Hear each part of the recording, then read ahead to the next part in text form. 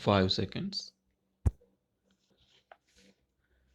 Ladies and gentlemen, I have great pleasure in addressing the conference of lawyers who have assembled here from different parts of the country for the purpose of discussing matters of common interest.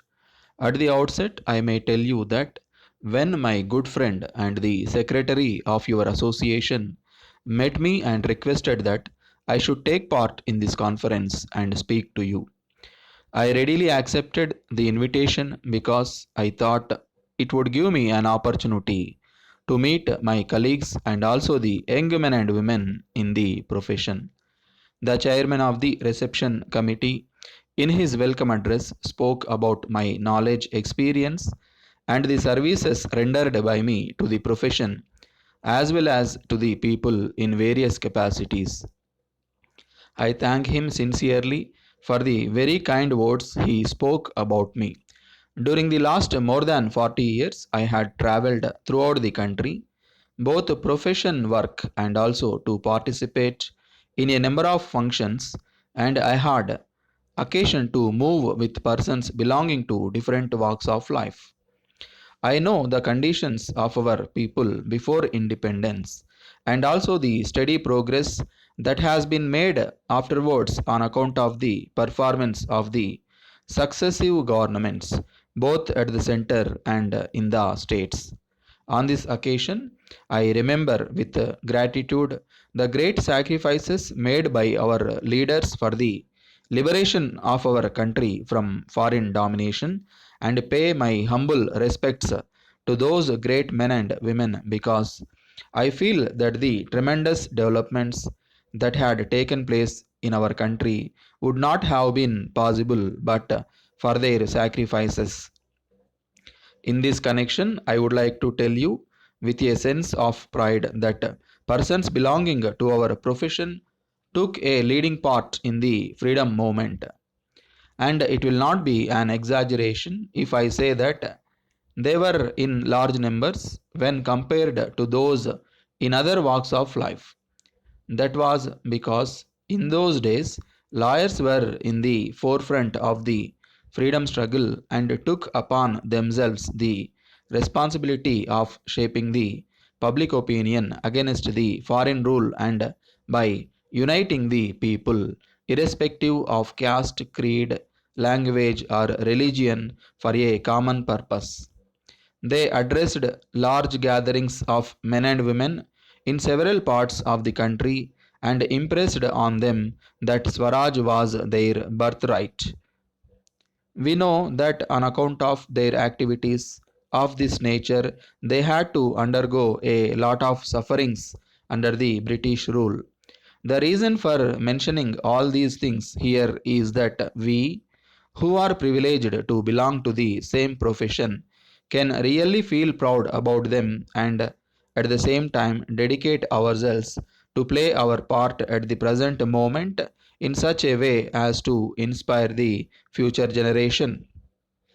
I hope you will not misunderstand me if I mention that when compared to the days prior to independence, the number of lawyers taking part in politics in recent years is not appreciable.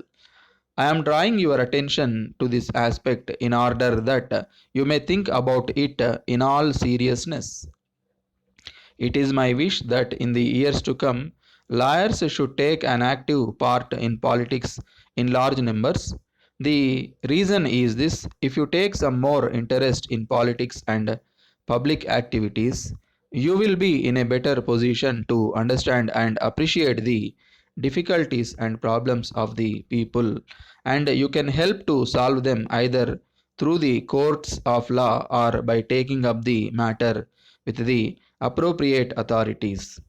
In turn, people will have great respect and regard for you, and I have no doubt that in course of time many of you will have ample opportunities to rise up to positions of power and responsibility. It is also my desire that more and more lawyers should stand for elections in local bodies, state legislatures, and the parliament and I am sure that with their knowledge in law and public matters, they can serve the people better. My advice is that a lawyer should serve the people in such a manner that he should be regarded by them as their friend, philosopher, and guide. You belong to a noble profession because you will have to fight for justice whenever and wherever injustice is done to any member of the public.